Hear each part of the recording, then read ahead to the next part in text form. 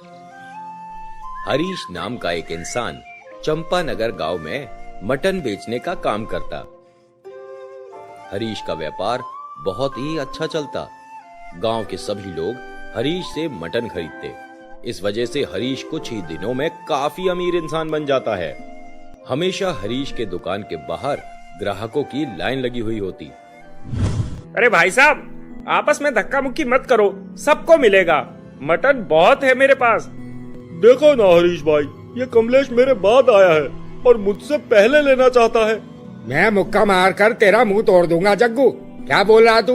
मैं तेरे बाद नहीं, तू मेरे बाद आया है। पहले तो मैं ही लूंगा, चाहे कुछ भी हो जाए। हरीश, आज अगर तुमने जग्गू को पहले मटन दिया तो यहाँ पर लाशों के ढेर लग जाएंगे। यह कमलेश तिवारी का वादा है। अरे कमलेश जी, आप नाराज क्यों होते हैं? मैं आप दोनों को एक साथ मटन दे देता हूँ, दोनों की परेशानी दूर हो जाएगी। हरीश धीरे धीरे अपने सभी ग्राहकों को मटन दे देता है। कुछ ही देर में सभी ग्राहक अपने अपने घर चले जाते हैं। हरीश अपना काम खत्म करने के बाद घर की तरफ लौटता है।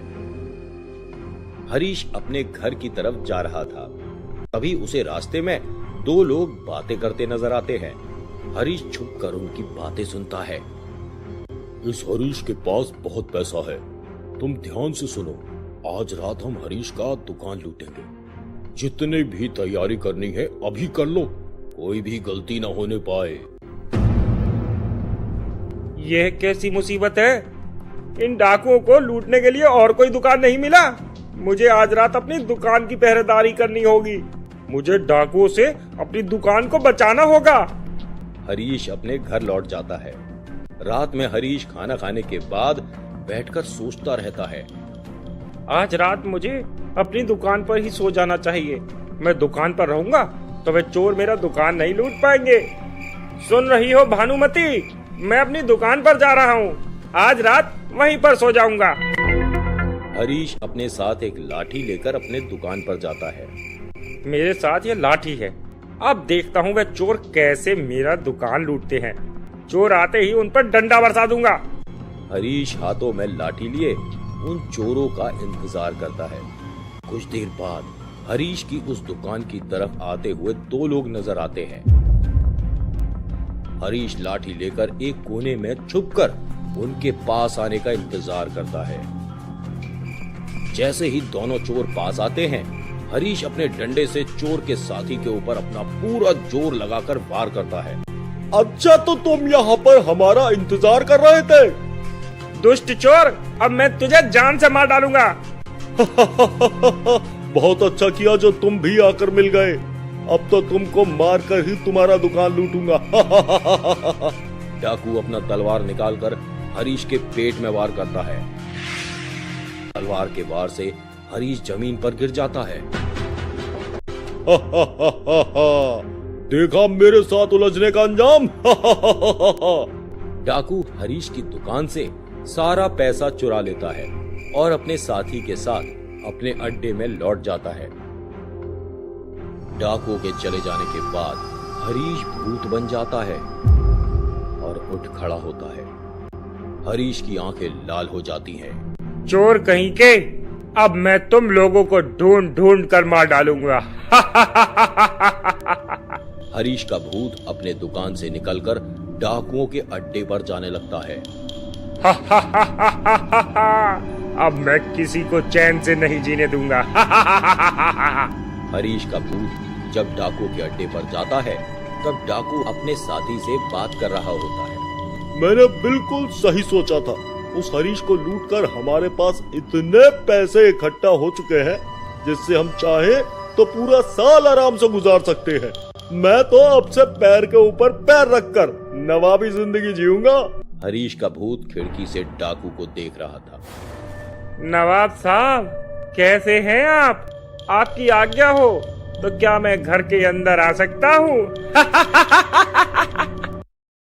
अरे बाप रे, ये तो हरीश का भूत है। भूत जी, मुझे माफ कर दो, मुझसे बहुत बड़ी गलती हो गई। नवाब साहब, आप ये कैसी बातें कर रहे हैं? भला आपसे कभी कोई गलती हो सकती है क्या? दरवाजा खोलो, नहीं तो मैं गुस्ताखी कर बैठूंगा। अरे बाप रे, ये तो मुझे मार ही डालेगा। कोई बचाओ मुझे, मैं क्या करूं? हरीश का भूत दरवाजा तोड़कर घर के अंदर घुस जाता है। अंदर जाकर डाकू और उसके चेले को मार डालता है। मेरा दुकान लूटकर आराम से जिंदगी गुजारना चाह रहे थे, अब नरक में जाकर पकोड़े बनाएगा ये सड़क छाप डाकू।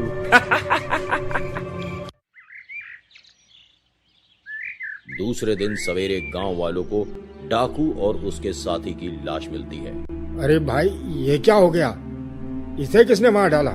इसने तो हमारे गांव में लूट मचा रखी थी। अब क्या हमारे गांव में कोई नया डाकू आया है?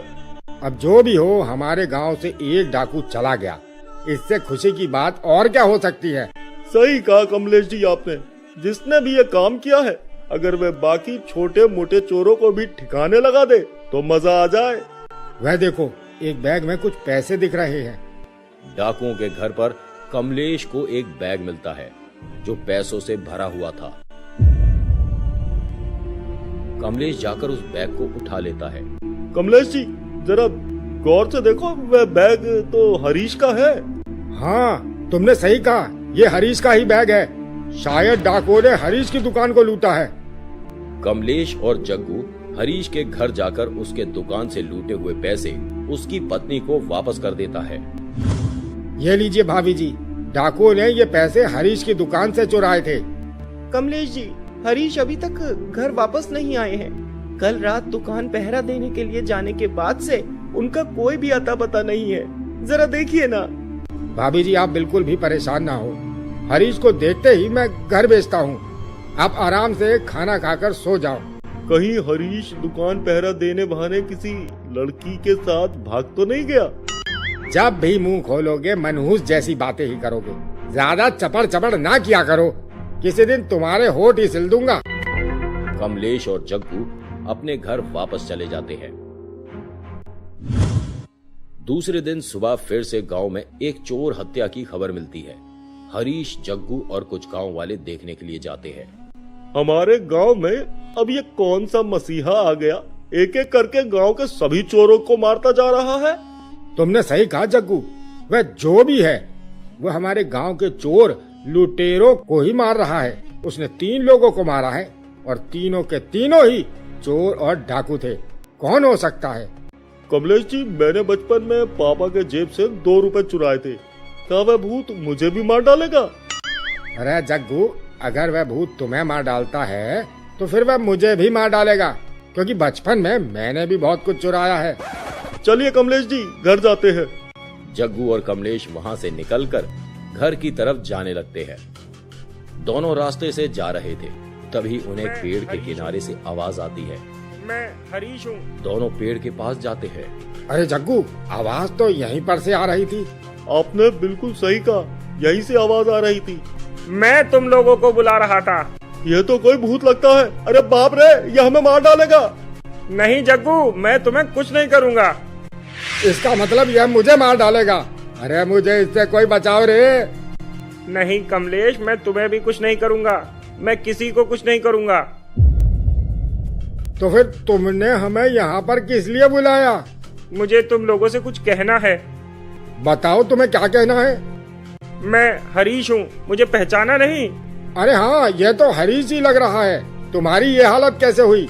डाकुओं ने मेरे दुकान को लूटते समय मुझे जान से मार डाला।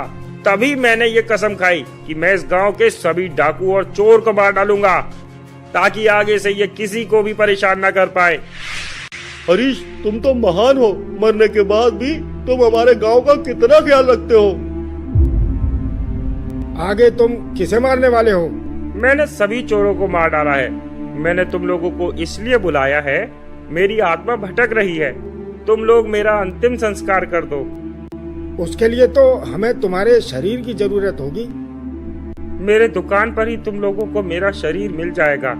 तुम बिल्कुल भी परेशान ना हो, हम तुम्हारे मुक्ति का इंतजाम करते हैं। इसके बाद कमलेश और जग्गू हरीश का अंतिम संस्कार कर देते हैं। फिर हरीश की आत्मा को शांति मिल जाती है। दोस्तों, आज की कहानी आप सबको कैसी लगी हमें कमेंट करके जरूर बताएं। इस तरह की और भी कहानियां देखने के लिए अभी हमारे चैनल को सब्सक्राइब करें और घंटी को बजाना बिल्कुल भी ना भूलें।